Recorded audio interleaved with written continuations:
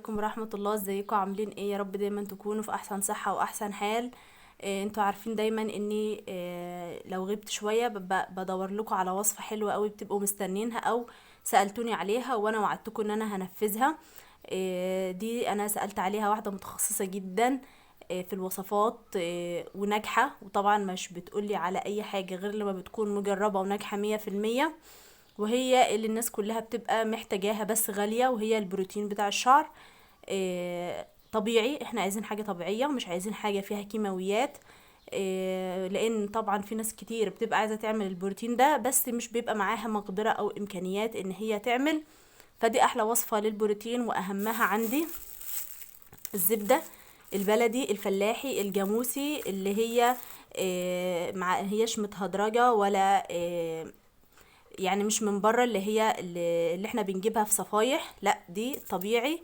زبدة بلدي من عند الفلاحين عشان تعرفي ان هي اصلية. انا مطلعها من الفريزر وسايباها تفك شوية. بناخد منها معلقة وهنسيحها على النار، وهرجع لكم تاني عشان اعرفكم هنعمل ايه. ده حمام كريم، طبعا اي نوع عندك متوفر موجود، حابة تستخدمي الحمام بيكون تمام وهيديكي نتيجة حلوة وافضل. مش عايزة تستخدميه مفيش مشكلة خالص، بس هنطول الوصفة شوية على الشعر. وعايزة اعرفك على الكريم ده، بس هسيح معلقتين سمنة على النار وارجع لكم الاول تاني. انا خلاص سيحت السمنة على النار في طبق ألمونيا زي ما انتوا شايفين، او جرانيت، اي حاجة بتتحط عندك على النار سيحي فيها المعلقتين. هي دافية دلوقتي.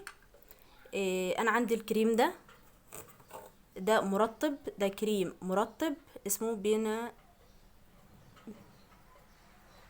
يانسين. المهم ان هو يعني يبقى مقارب، يا اما بانسينول يا اما كان في كريم احمر كده ناس كتير بتحب تستخدمه اللي هو اسمه جليسوليد، يا اما بانسينول.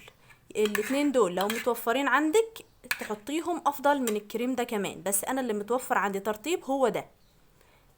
هما تقريبا كلهم نفس التركيبة. فطبعا كلنا يعني عارفين طبعا ان بنسينول افضل كريم ترطيب.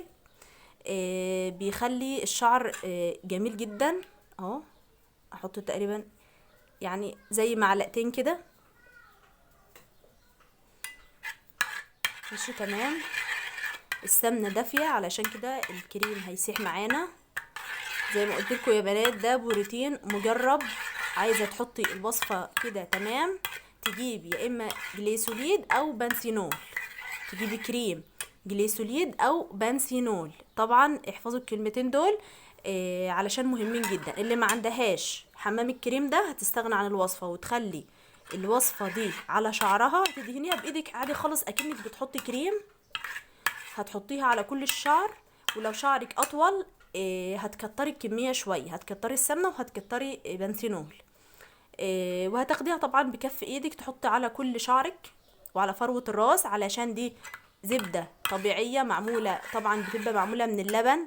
هي مش سمنه سايبه ولا سمنه صفايح اللي احنا بنجيبها اللي هي المهدرجه دي، لا دي سمنه طبيعيه معموله بس من اللبن، اللي هي بتبقى زبده طبيعيه فلاحي.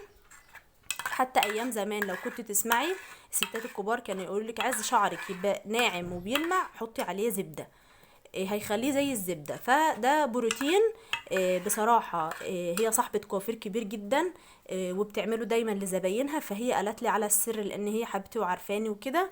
فقالت لي اعمليه وجربيه، ولو نفع معاكي وعجبك نزلي الوصفه على القناه علشان الكل يستفيد منها. وناس كتير بتبقى محتاجاها وعايزه تغذي شعرها ومش عارفه تجيب ايه، لان بتبقى حاجات غاليه، وطبعا البروتين انتوا عارفينه غالي. حتى لو ما خدتيش نفس النتيجه، فانت بتكرار الوصفه دي مرتين في الاسبوع ان شاء الله هتفرق معاكي وهتبقى جميله جدا. حابه ان انت تخليها بس ساعتين اتنين على شعرك، هنحط إيه هنحط معلقه من حمام الكريم، اي حمام كريم عندك. اللي عندي ده فاتيكا بالحبه السوداء، هنحط معلقه منه. انا بس مش عايزه احط المعلقه جواه، هاخد بس الكميه دي كده.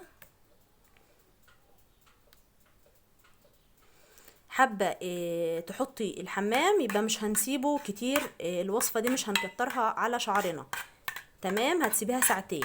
لكن لو مش هتحطي حمام الكريم سيبيها بقى ان شاء الله، حتى تسيبيها 5 ساعات على شعرك عشان تخلي شعرك ياخد النتيجة المطلوبة اللي انت عاوزاها، واستخدميها بقى على كل شعرك وسيبيها. هتبقى مديه معاكي ان شاء الله نتيجة البروتين اللي انت محتاجاه، هتفرد شعرك وهيديله اللمعة المطلوبة اللي انت محتاجاها. وجربي، وعايزة اشوف رأيكم في التعليقات بعد ما تجربوها، بجد هتعجبكم جدا لان هي عن تجربة، وان شاء الله هتعجبكم. ما تنسوش لو الفيديو عجبكم تعملوا لي لايك واشتراك في القناة، وتشاركوه للي انتوا عارفينهم كلهم عشان يستفيدوا من الوصفة دي. بجد بروتين طبيعي وسهل ورخيص وعلى قد الايد، وناس كتير جدا محتاجاه لشعرها. وما تنسوش طبعا ان هو معمول بمادة طبيعية اللي هي الزبدة الفلاحي، وان شاء الله تعجبكم. مع الف سلامة، والسلام عليكم.